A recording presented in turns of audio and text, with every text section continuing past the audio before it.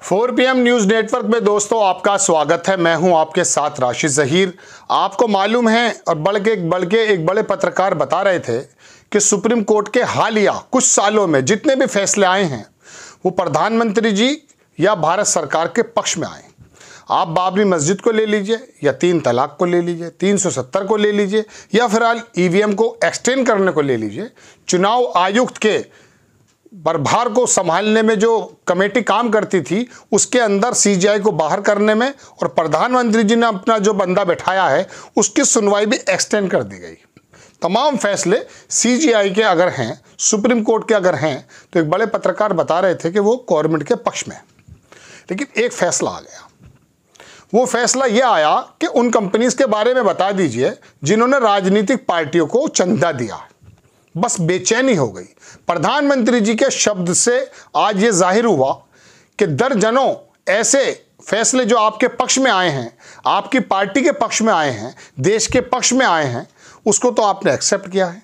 लेकिन CJI का ये वाला फैसला जिसमें आपकी या बाकी नेताओं की एक झोल मोल, एक तालमेल, उन बिजनेसमैन का पता चल जाएगा कि किसने किसको कितना चंदा दिया है। इलेक्टोरल बॉन्ड की बात कर रहा हूं, वो गले से नीचे नहीं उतर रहा है। प्रधानमंत्री जी संभल में थे, वहां पर वो कांग्रेस आई से निकाले गए जो हैं वो क्या नाम प्रमोद साहब, वो अपने चाटुकारिता की चरम सीमा पर थे। बता रहे थे, मैं उनके बारे में जिक्र नहीं करना चाहता, वो वक्त की बर्बादी है।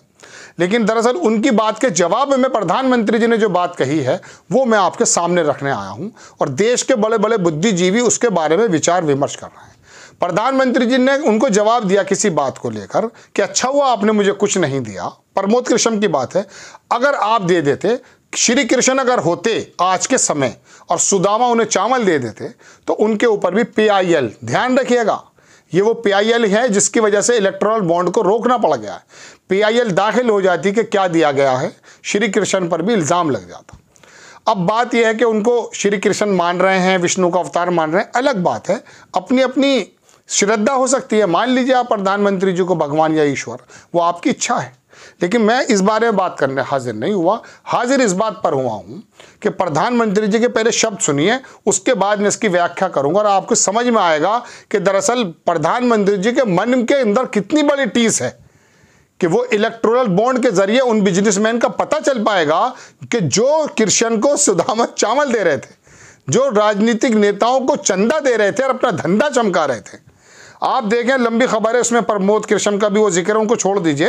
वो धर्म का जश्न में विधानसभा में, लोकसभा में तो समझ में आ रहा था, लेकिन अब प्रधानमंत्री जी को गोया के भगवान ही बना दिया गया है। ये चाटुकारिता की इतनी बड़ी पराकाष्ठा है कि इसके बारे में अपने शब्दों को बताना उनका व्यर्थ कर देना है। मोदी जी ने इस पर कहा कि अच्छा हुआ आपने कुछ नहीं दिया। आज के ज़माने में अगर सुदामा श्री कृष्ण को चावल दे देते तो सुप्रीम कोर्ट में जनहित याचिका दायर हो जाती और फैसला आ जाता कि उन्हें कुछ दिया गया है, भगवान कृष्ण भ्रष्टाचार कर रहे थे।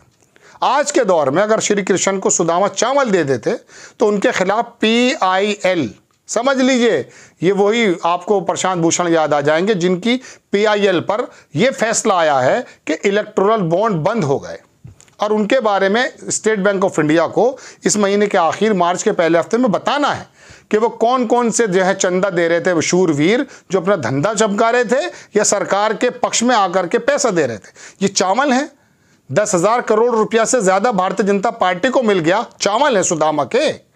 प्रधानमंत्री जी को यह बात बर्दाश्त नहीं हो रही, ऐसा लोगों का कहना है। एक तरफ CJI का यह कहना कि बताइए किसने कितना किसको पैसा दिया है और क्यों दिया है और उसने कहां खर्च किया है।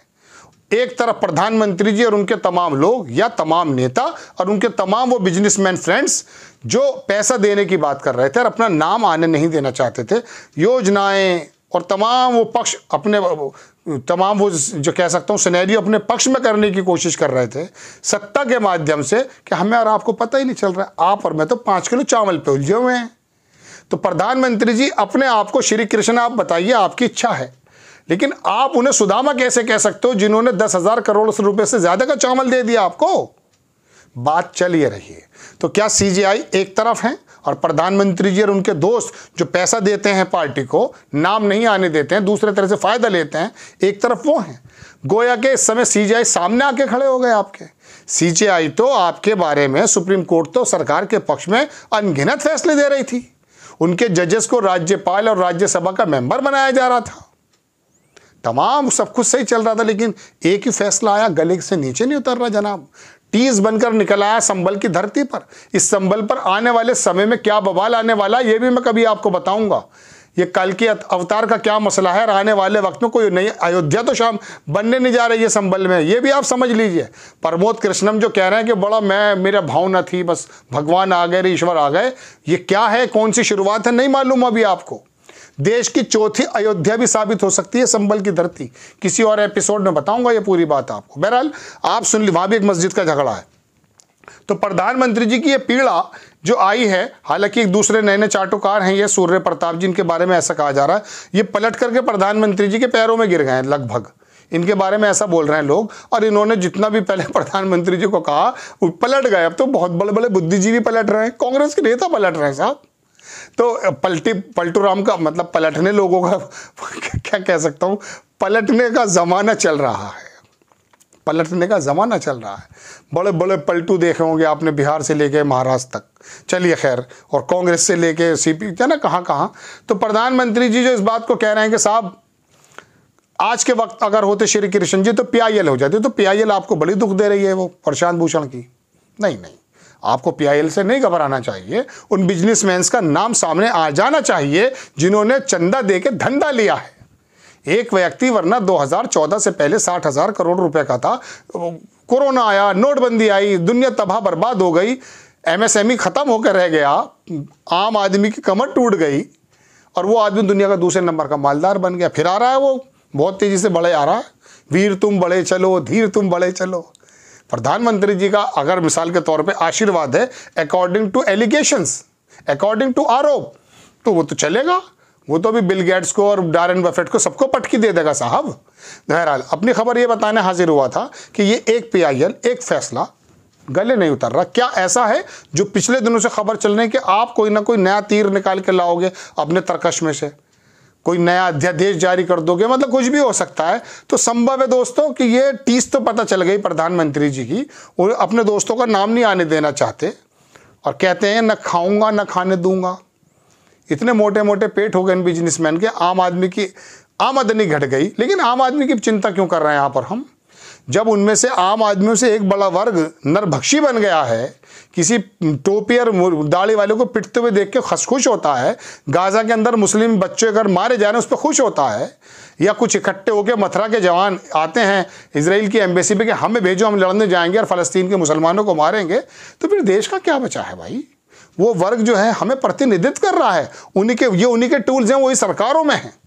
अपनी खबर पर आ जाता हूँ कि ICJ जब देश थोड़ा सा किसी नीरसता में जाता है तो वो देख लेता है सुप्रीम कोर्ट की तरफ, और यदा कदा, हमेशा नहीं, यदा कदा कुछ ऐसे फैसले भी आ जाते हैं कि हमें लगता है कि हमारा लोकतंत्र अभी थोड़ा सा सांस ले रहा है। चंडीगढ़ में जैसे डेमोक्रेसी की हत्या की गई थी वो एक अलग चीज़ है। आपको खबर कैसी लगी अपनी राय कमेंट्स बॉक्स में ज़रूर दीजिए। चैनल को सब्सक्राइब कीजिएगा, शेयर कीजिएगा। नेक्स्ट टाइम में किसी खबर के साथ हाजिर हो जाता हूँ। जय हिंद।